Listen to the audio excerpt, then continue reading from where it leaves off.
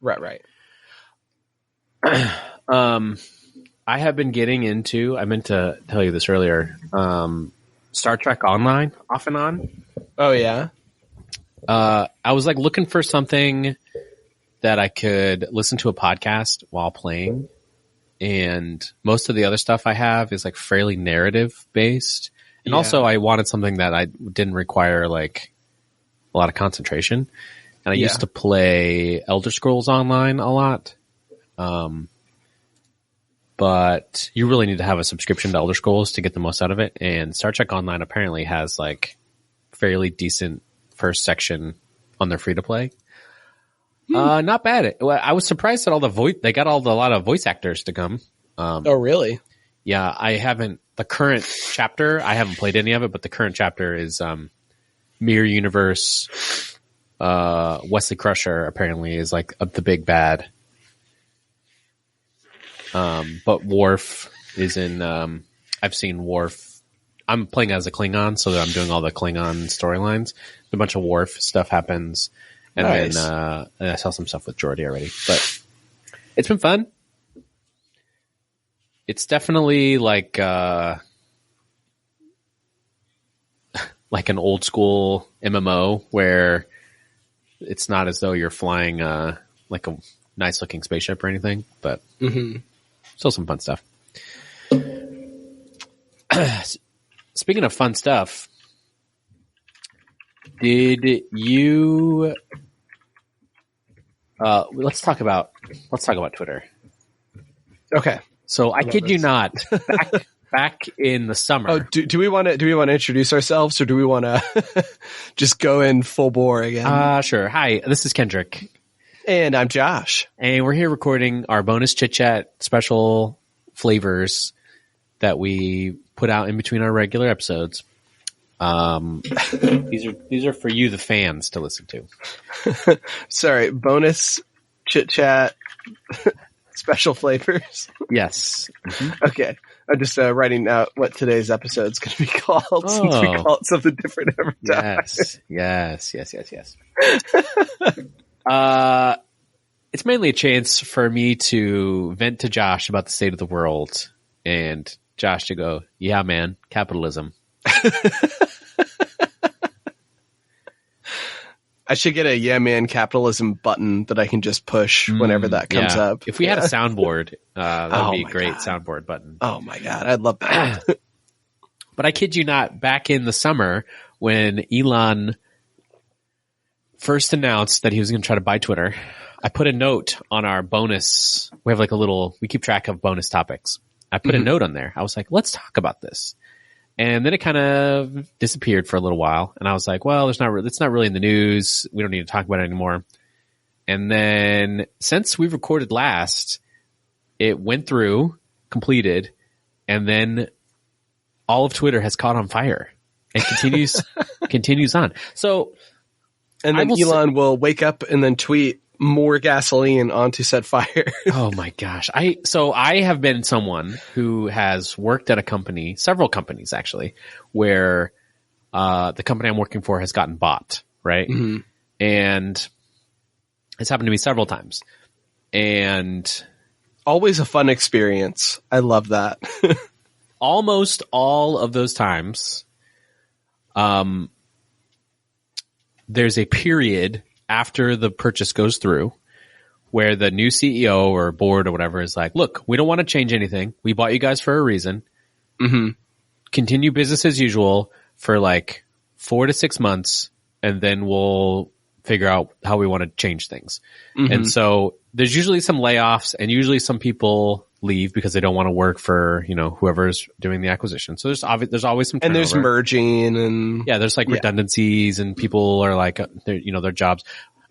I have been fortunate to never be part of this. Has happened many times, but a lot of times companies are acquired for like specific IP, and most of the staff gets laid off.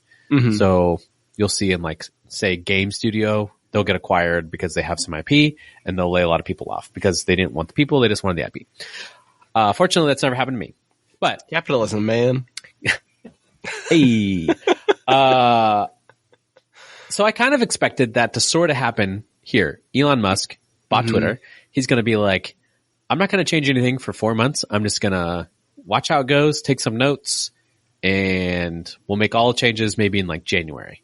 Nope. Day one, stuff just really goes downhill and continues to go downhill. So they laid off a whole bunch of people, which really triggered, I don't know if triggered or like coincided with a lot of other tech companies in Silicon Valley doing massive layoffs. So yeah, like Meta just did a bunch too. Meta laid off 11,000 people or something. It's crazy. Do you know what percentage that is of like their workers? I don't. I want to say it was like 15%. That's a number I've seen a lot of. Wow. Like I know that some companies can get bloated, but 15% feels like there's got to be some sacrifices. 13%. 13%. Yeah. Yeah. Which really is wild to think about how many people they have employed. And I wonder if I'm no idea. I have not read the news. I'm speaking on my ass here. If they have a lot of, like call center or I don't just kind of like pure minions who maybe do like moderation or, that kind of stuff, because 11,000 like seems like a lot of people to be working on the Facebook app itself. Yeah, you would think that it wouldn't ideally take that many people to maintain something. Yeah, I mean, you know, there's Facebook, there's Instagram, WhatsApp, the VR stuff. Oh yeah, the metaverse. And that's like just off the top of my head. And then there's also, I think Facebook started to do like its own, they wanted to do like their own studio. They were doing like Facebook TV for a while. I remember there was some show, I think, that I was like, what the heck is Facebook TV? So they have a lot of departments, but still 11,000 people is a lot of people. Yeah. So yeah, Twitter lays off a whole bunch of people right from the beginning, and then a lot of people leave. And actually, I read reports that showed that days after these people got laid off, people were like trying to call them up and be like, actually, we need you back. Yep. Bad look. I saw some videos of people, that people had taken on their phones while they got like laid off on Zoom. Bad experience. Most of Twitter, Elon fired the board at Twitter after he came in. Which like I care less about the board than I do about like the engineers and stuff like that. Yeah. Like I mean, they're going to they're going to find some other executive position somewhere else, but like the grunt engineers, those it's more of the nature of like firing the board. It's more the problem. And the big fiasco that has happened is Twitter had for a long time had this concept of being verified. And the point of being verified was you'd have a check mark next to your name, and it showed that Twitter had done some sort of validation. I don't know what, something to make sure that you were who you said you were. And this was important because while Twitter statistically has a much fewer user count than say Facebook or, other social media, the people who use it there's almost all like, some media, and politicians use Twitter pretty heavily, and they will use it personally, and it becomes like their own, like way of speaking to people on a regular basis. Whereas before, you know, a politician might have a press conference or be interviewed. Now they're just going to Twitter and they're typing things out on Twitter or taking a video of themselves and putting it on Twitter. And so the verification was just a way to be like, this is actually who they say they are. Yeah. Journalists, politicians, you know, the president, famous Donald Trump, famous for being a big user of Twitter, but you know, Obama and Biden both have official accounts. A lot of other world leaders have accounts.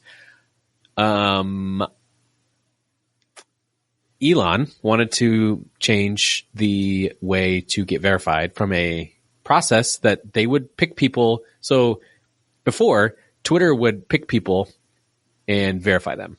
And it definitely meant that it was like heavy-handed in certain industries. Like there's no way for me to get verified. Granted, no one cared if there was like a fake Kendrick out there, but I had no recourse to try to verify my own account.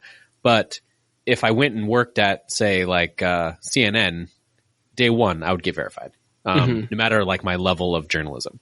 So Elon was like, well, let's make it more egalitarian, and you just pay a monthly fee and we'll verify you. And then everybody collectively said, but Elon, won't this cause some problems with impersonation that have been fixed by our current system? Yes. And then Elon said, charge for Leroy Jenkins. My favorite, and this is like going to be a story I tell to my children someday. Elon says, we got to make money. Let's charge $20 a month. And Stephen King, probably one of the most famous fiction writers alive, says, who's an active user of Twitter. Yes. Like he uses it pretty regularly. Yep. He says, why would I pay you? You should be paying me to use Twitter. I'm not going to pay $20 to be verified.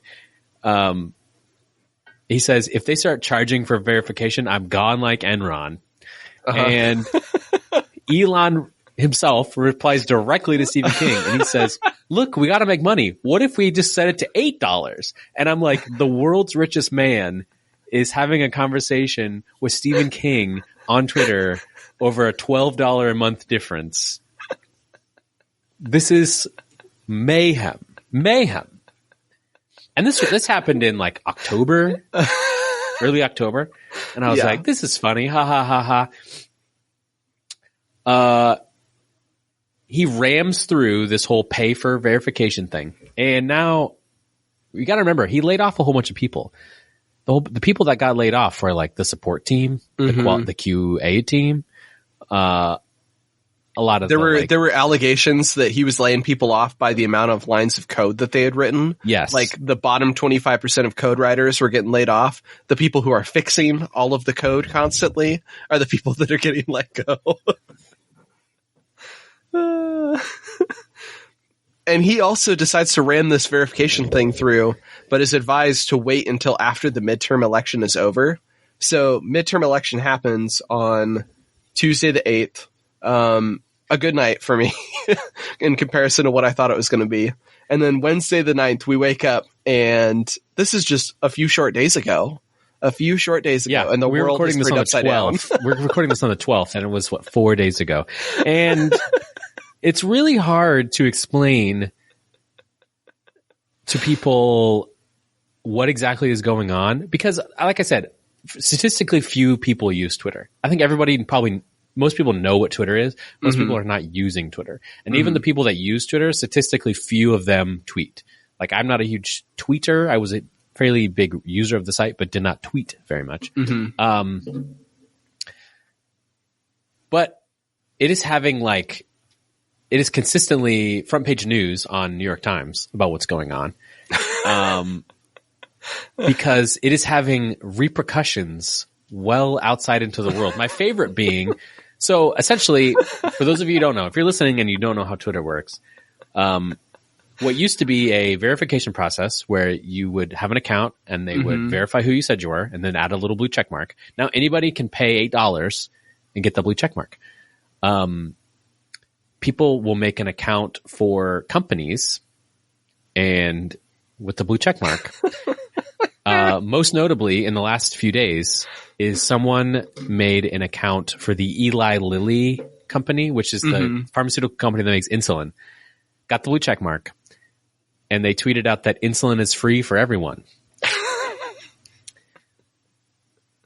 Eli Lilly then had to come out on their own account and be like, sorry, no, that was invalid. Eli Lilly's stock took a 4% drop when that fake tweet got dropped. Which really, Josh, I'm pushing my soundboard button, but capitalism, man. Did you see what happened to Lockheed Martin though? No. Oh my God! Yes, yes, they were like, we're not going to be, we're not going to sell any weapons to Israel, the U.S., or what other country was it? One other country due to their human rights, until we investigate their human rights, like, what's the word I'm looking for? Violations or whatever. Yes. I was like, oh my God, that's the best tweet that they could have possibly made on that fake account. And yeah, their stock just plummeted. Yes. Yeah. So there's just many stories of that.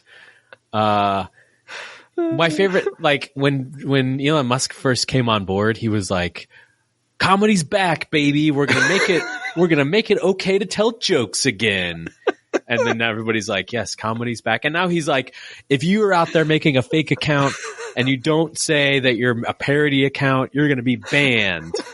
So now there's all these like parody rules that are getting put in place, but they're just half thought through. And yeah, it was like, you have to have parody in your bio. And then people were putting parody in their bio.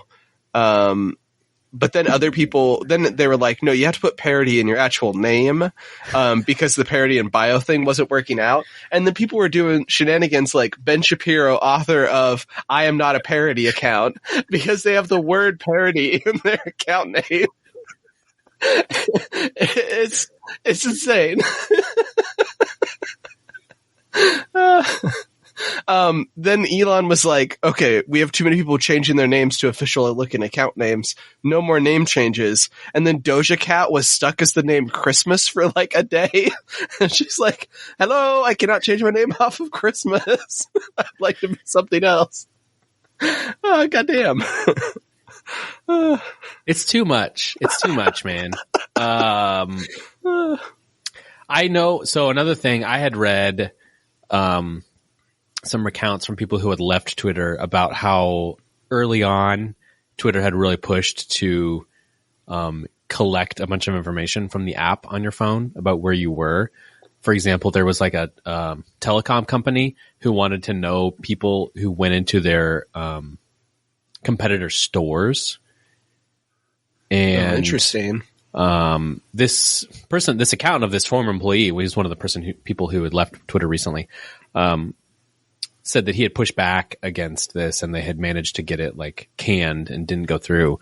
But that has me worried that they're going to be scrambling to do all sorts of semi-illegal things in order to try to make money, because Twitter has like $1 billion of debt it has to service every year. Yeah. Elon sold a bunch of Tesla stock to try to pay for this debt, which sent the Tesla stock plummeting. A whole bunch of advertisers, smartest man, baby. A whole bunch of advertisers left Twitter because of this chaos. So Twitter's now making even less money. It was like barely profitable before. Now it's making even less. It is watching the dumpster burn from inside the dumpster at this point. Which brings me... And the other crazy thing too is that Elon kind of has to have it make money. And if he says, oh, this is just for a meme so I could destroy Twitter, he can get sued for that as well. So he's just like, damned if he does, damned if he doesn't. The only thing he could really do is just shut the fuck up, make things go back to the way that they were. And even still, it would be colossally like worse off than it was before he did anything. What a doofus. What a doofus. Sorry, what were you going to say, though? Well, I was going to say, I'm curious what your thoughts are. And so I didn't really have a big presence on Twitter. I use Twitter pretty regularly. I didn't have a huge presence, but I know people who do have fairly big presence, especially people who are like big podcasters or other creative people have had like relationships made through Twitter. And it's a very tenuous time for Twitter, especially like if you have a relationship with them, you know, that's how you make money or anything like that. So I see right now a lot of people are trying to find alternatives, and we're seeing a huge influx of Substacks getting made, people trying to like come up with Discords. I don't think there's ever going to be anything to replicate what Twitter did, which was fairly unique. But because I mean, even like Truth Social is trying to be Twitter, but it's so marred by like the right wing like ness of it all. And the people, was that the one where like people are just using the N-word constantly and stuff like that, and kind of the the problem with trying to be like a pro free speech on the internet, when you brand yourself as that, you're basically putting yourself into a bind where you're like, hey, minorities and people who are routinely shitted on, you're not welcome here because we're not going to moderate the content that goes on. So that's like not the number one thing that a social media site should be. They should seek to be a welcoming environment. And that's what Twitter did for a long time. And that's how they're able to cultivate all these people, because it's the people that are on Twitter that make it profitable, not the website itself. Right. Twitter isn't offering a super cool service or anything like that. It is just a collection that happens to have a lot of people on there who bring the content with them. So, right. Yeah. Yeah. So who knows? That's why I was like getting back into the old blogging, newsletter writing. Mm-hmm. But I do have a Mastodon account. Mastodon is sort of like the Linux to Windows. Mm-hmm. Mastodon is to Twitter. It can be kind of confusing to people who don't work in technology, which is why, having joined, I've seen a whole bunch of people I know from Twitter who work in technology who had gotten like less vocal as time goes on in Twitter. My Twitter feed had gotten kind of like unmanageable with kind of nonsense. Mm-hmm. But now my Mastodon feed is mostly tech people again. And it kind of feels like the olden days of kind of like a tech startup where mainly the people on there are the people who like work there or work with it. Mm-hmm. So that has a nice feeling. It definitely doesn't, it's not the same like breaking news feeling that Twitter had. But well, and isn't Mastodon decentralized too? It is decentralized, but it is federated, and that's that kind of language is what gets confusing to people. Okay. So, but what I've seen it a lot, but I'm like a newbie, so yeah. What it allows for is anybody can start a Mastodon server, and set up their own rules for it, and decide whether or not they want to connect into like the full federated group or if they just want to stay single. And so what that means is, it's essentially like a distributed version of Twitter, and, you can connect. So I'm on like one Mastodon server and it's connected to all the rest of them. So I can still follow people on other ones. I can still like, my timeline is full of people from all different Mastodon servers, but, it's controlled by like one group of people, and it's basically just like like 2 or 3 people. And so you're basically trusting that they're going to like maintain it and update it. Whereas like Twitter, you're trusting that like Elon doesn't ruin everything because of Mastodon's distributed model. There is no like single thing a person can buy and own. And there's also no like single thing to fail. Like single servers can fail, but the whole network doesn't really go down in the same way. But it just sounds, it's like email. People compare it to email. You can make an email account anywhere, Gmail, Yahoo, Hotmail, whatever, and you can email whoever you want, but you pick a client based on like your needs and your wants, and then you just have to share email addresses. It's like that, but for Twitter. So a step above Nintendo friend codes. Sure. Yeah. On the level of confusingness. I just know that people had a big problem with those. I don't know. It is, the Mastodon is very confusing for people outside of technology, and that's, can be a barrier. But I think once people realize that it doesn't matter where you make an account, I think that's something that can be confusing, because it asks you to like pick a server to make an account, and it's like, pick a server that is full of like like-minded people. And you're like, is this only the people I'm going to be talking to? And it's like, no. I think it's really important for marginalized communities, because they can be like, look, maybe we want to have like a queer server, and only people who are like queer can join it. And that way they don't have to worry about like, they can just have like super strict code of conduct, and they can have their own rules, and they can be like, look, this is just a safe space for us.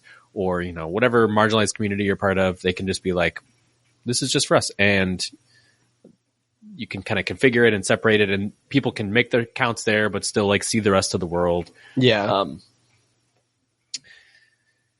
But it is kind of like, there is a lot of lingo and a lot of confusion for like the general populace to understand. So I don't know. Yeah. I'm having fun with it. Nice. I'm going to kind of wait and see what happens with Twitter. I'm there sinking with the ship for right now, but I might have to hop on over if. Yeah, I still have my Twitter account. I just don't. I uninstalled the app. So. Yeah. Well, especially with that tracking stuff, that is just such a big bummer because, like, for a while I was just using Facebook as a mobile site on my phone. I wasn't using the app, but the mobile site just like breaks all the time. And I think that it's because they want people to use the app, so they just don't put hardly any resources into maintaining that mobile site. Some of those 11,000 people that got laid off. What'd you say? Some of the 11,000 people that got laid off probably were the work. Exactly. Yeah. So, and Facebook is definitely one of those companies that oversteps the line privacy wise. So if Twitter starts doing more of that, that would be kind of a big concern for me going forward, especially because Elon's just in a like throw shit at the wall, try it, we'll see if it's profitable sort of a scenario because he's panicking. But yeah, what a fucking dumbass. He's so yeah. Similarly, the crypto FTX debacle. Are you familiar with this? Maybe. What I've heard of lots of crypto like scams and stuff going on. So if it's related to that, maybe. So I guess FTX is like the second biggest exchange, and like I'm really talking out of my realm here, talking about crypto. I'm a known anti-crypto. Also, it really sucks that cryptocurrency has co-opted the word crypto, and now you can't ever talk about anything that's crypto. Like crypto just means secret, I think, in Latin. So you can't ever use the word crypto anymore without referring to cryptocurrency, unfortunately. Yep. But there was like an exchange that went down, and the company filed for bankruptcy, and people lost like billions of dollars. This guy the founder lost like 96% of his wealth, but so now he only has like $3 billion. Aww. Capitalism. Aww. How's he gonna survive? But it's like they just keep bringing out news stories. I think Tom Brady dumped a bunch of money into it and then lost it all.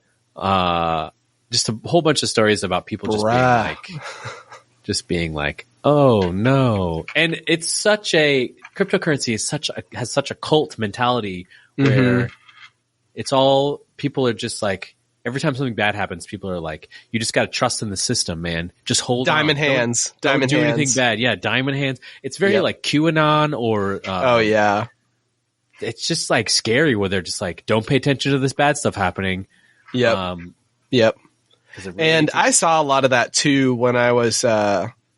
when like 2020 was rolling around and people were getting into Bitcoin and stuff like that. And I was like, oh, what is this?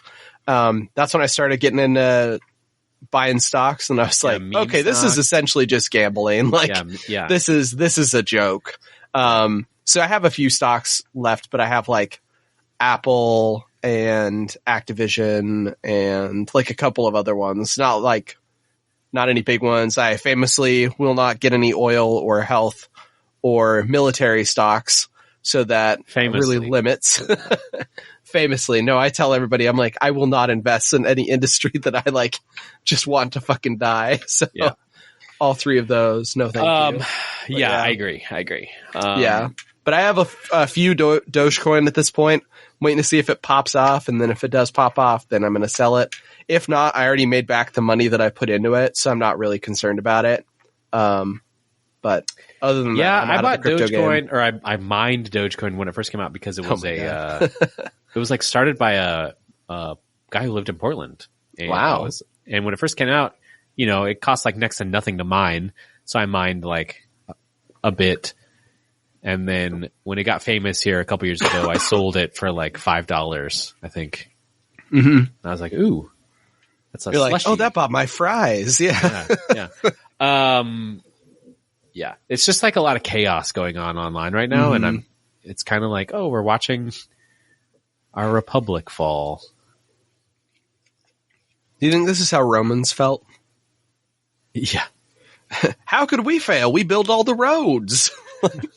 Oh God. Yeah. That's wild. Another thing I wanted to briefly mention that has happened in the semi-recent news is Matthew Perry's book came out.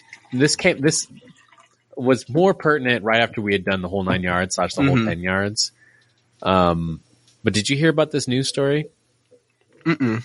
So in his book, his memoir is called Friends, Lovers, and Big Terrible Things. He was like on a press tour for his book, and he talked about how we've lost people, we've lost actors during his career, like how people have died. He talked about like River Phoenix and so on and so forth. And he talked about Chris Farley, and he talked about Heath Ledger. And when he talked about Heath Ledger, I was looking for the exact quote, but I cannot find it. But he essentially says something to the effect of, Heath Ledger passed away, but we still have somebody, but like Keanu Reeves is still with us. How do we still have Keanu Reeves, but we don't have Heath Ledger anymore? And people are like, what the heck, bro? What do you have against Keanu Reeves? And it like blew up for a couple days, and I was like, what did you do, Matthew Perry? He apparently was like, I don't think he had seen a Keanu Reeves movie since the 90s. I'm not sure what he was thinking. But Keanu Reeves was just like eh. He watched like Bill and Ted, and then he's like, well, that's all that Keanu Reeves could do. Yeah, I know. Just like the world's nicest guy, Keanu Reeves. That's who Matthew Perry decides to come out after. Like you could go after like Bill Murray or like any of those sorts of people. Or at least another like comedian. But Matthew Perry did say, he issued an apology saying, I'm a big fan of Keanu. I just picked a random name. My mistake. Yeah, that was a mistake. Yeah. I feel like I should go lower my views of the whole 9 yards now. Yeah. I mean, the thing is that like Matthew Perry almost died recently, right? Or like a few years ago. And so then he's like, this is a big book to like talk about my life and everything. So I feel like he's just like being brutally honest, and maybe that was one of those things that he let slip where he just doesn't like Keanu for whatever reason. Yeah. Yeah. But yeah, wild. He also talked a little bit about Bruce Willis in the book, and he had nothing but nice things to say about him. And I think maybe we should talk a little bit about that Bruce Willis news that we talked about previously, and then now we're going to hang our heads in shame a little bit and then come back to you so a couple, I don't know, months ago, we talked about this news that had released that Bruce Willis had sold his image to like a deepfake company. And we talked about like the future of Hollywood as these sorts of things become more and more prevalent. And then the news has come out that that was apparently misreported. So that was an unfortunate news cycle, but it's good that the correction has been issued. I don't know. Do you know, was it just like some news agency got it wrong, or did someone miscommunicate something? Or I think so I read some article that was talking about it where they were like, oh, we could see actors start to do this sort of thing. And then some other company took that, and then it became like a game of telephone of each of them going one step further until it got to the point where it was like, Bruce Willis sells his likeness. So it was a weird sort of game where several people in a row wrote stuff without verifying it. And then it got picked up by bigger and bigger and bigger and bigger companies until it was finally like some publication was like, hey, we asked for clarification, and the Willis estate was like, no, we certainly did not do that, or whatever. So gotcha. Yeah. Gotcha. Yeah. Well, good. And at that time we had blue check marks that meant something, so they were able to tell us. If you want to be Willis Way Pod verified, we'll take $5. Yeah. And we'll verify you personally. Yeah, we don't need to do $8 verification. We'll do $5. Okay. One last big topic I wanted to talk with you, Josh, and that's all this DC news that's happened. Now, all right, you are famously a DC man. Mm-hmm. You're on the DC side of the AC/DC spectrum. Mm-hmm. In the last few weeks, it has been announced that James Gunn is taking over as like the studio head at DC, correct? And also Henry Cavill coming back to reprise his role as Superman, leaving the Witcher franchise, unfortunately, which I really liked. Do you think that those two things are that related? I think probably what happened was he could not do both. And he was like, please give me $11 billion. And Witcher was like, nope. And DC was like, okay. Yeah. I wonder if that was even it, or if it was like he got some offer to come back as Superman and he was like, I'm kind of done with The Witcher anyways. I've already done what I want to do with the character. So you think he was just like looking for a new thing? I don't know. He apparently was is a fan of like the Witcher story, and he's a big nerd. So he's going to say that he's a fan of a lot of this stuff, and I believe him on all of it. So yeah. I liked the Witcher series. I'm a little unsure about Liam Hemsworth. Right. Mainly, I'm unsure if I could pick him out of a lineup, but also I'm unsure. Like Geralt is a pretty recognizable character in The Witcher, and to just completely replace him with a different looking dude, I don't know. Yeah, I don't know. So anyway, Doctor Who, who's this guy? How are they going to do that? Yeah, they could Doctor Who him. Yeah. I don't know anything about The Witcher. Like, I'm not a watcher of that. So, but what are your feelings on those DC news stories? So, are you some excited, people, or? Yeah. So some people shit on Henry Cavill when he was playing Superman originally. I think that Zack Snyder's the biggest problem with Man of Steel. I don't think that Superman, Henry Cavill's the biggest problem with it. Although I think that he is maybe more well suited to play a James Bond sort of a character that's a little bit more one note, and Superman needs somebody that can play like the compassionate humanitarian side of him really well. And I think that I like Brandon Routh, but I don't think he's the best Superman. The best Superman has obviously been Christopher Reeve.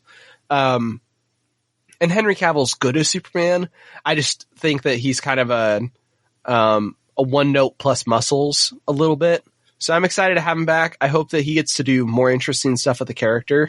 And I hope that Henry Cavill gets a chance to prove that he has better chops than what I give him credit for.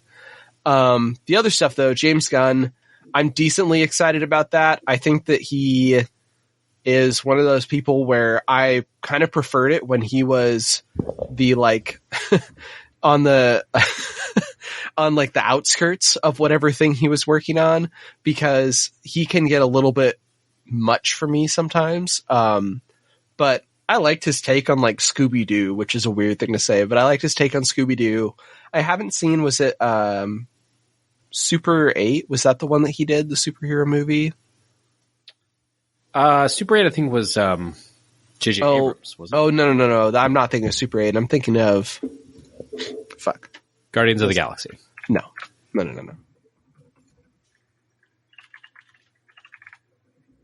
I'm going to look it up. It's just called Super. Super. Yes. That's what I'm thinking about. So, yeah, he wrote Super, and I think he might have directed that too. Yes, yeah, he directed Super.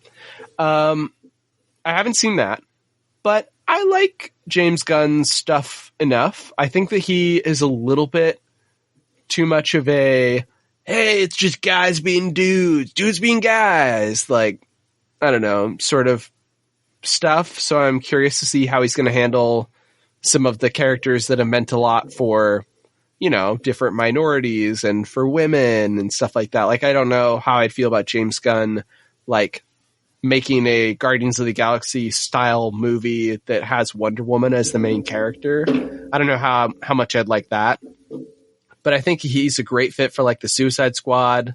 I don't know about how he's going to be with like Justice League, because I feel like Justice League has to have like almost an insufferable level of like heroism and that sort of thing, which obviously we did not get with either of our Justice League movies, either the Zack Snyder one or the Joss Whedon one.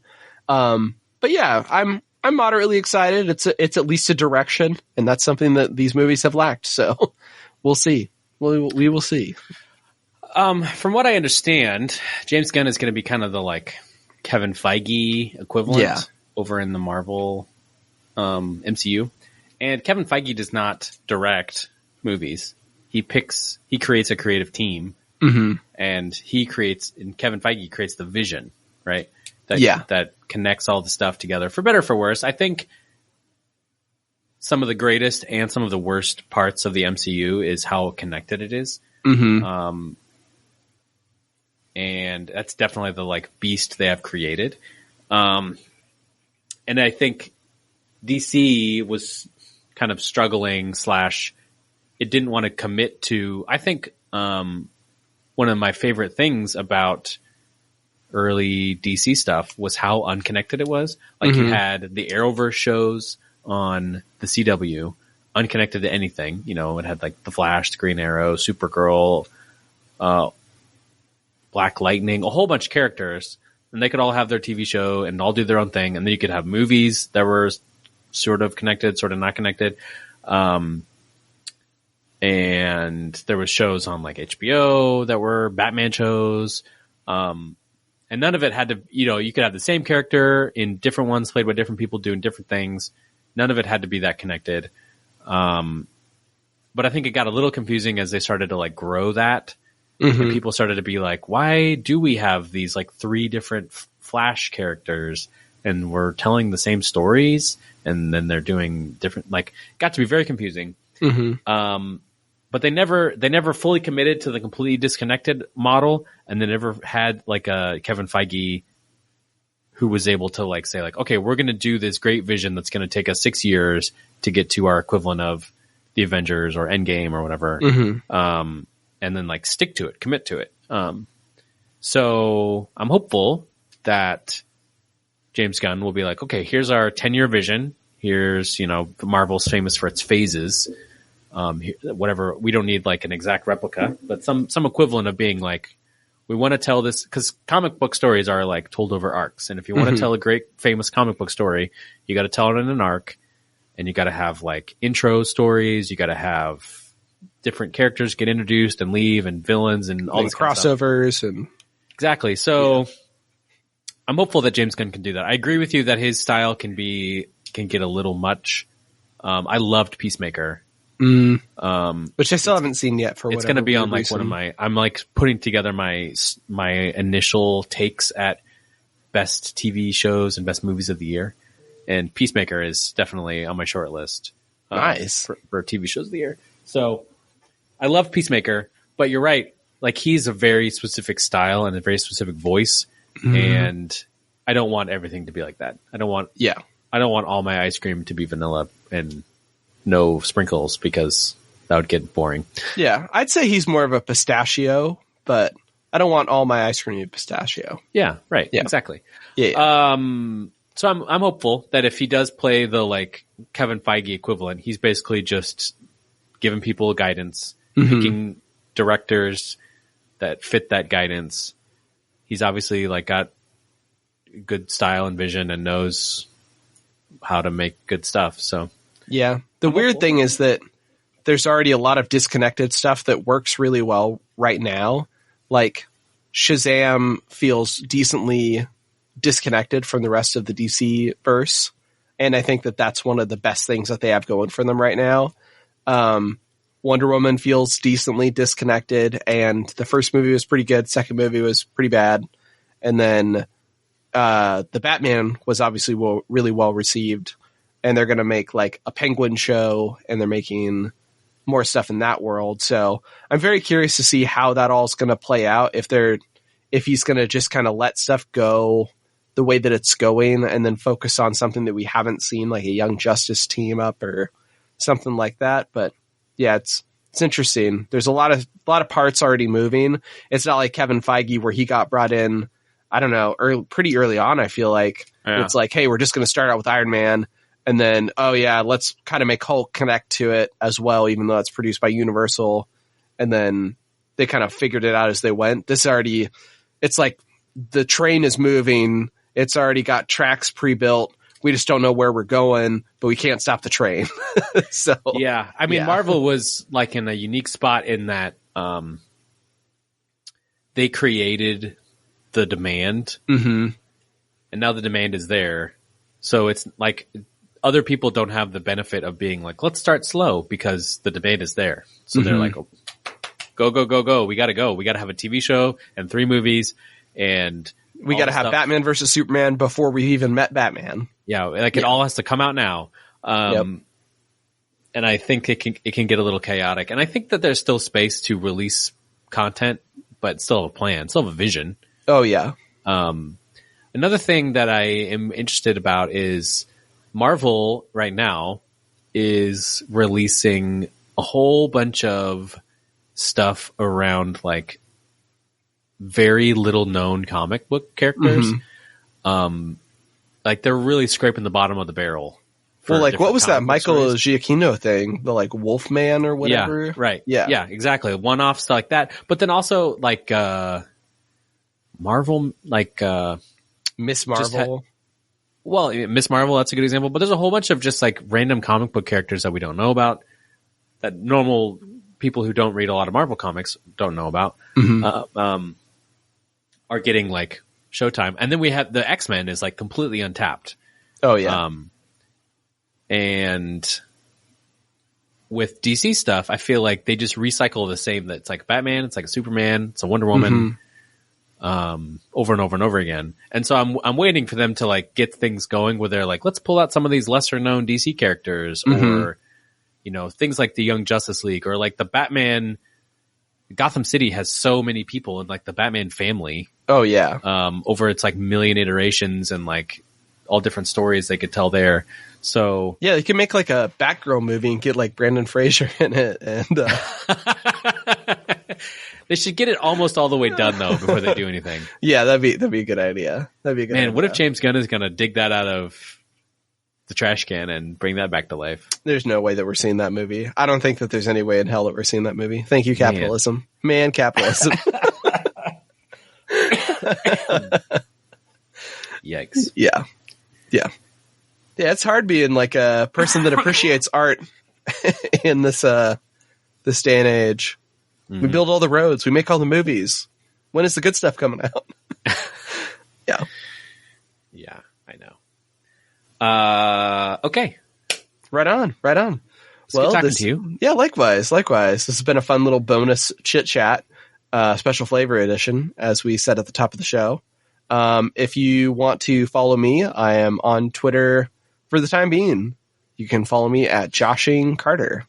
And you can head on over to kmartinix.com. That's KMARTINIX.com. Right on. Bye-bye. Bye-bye.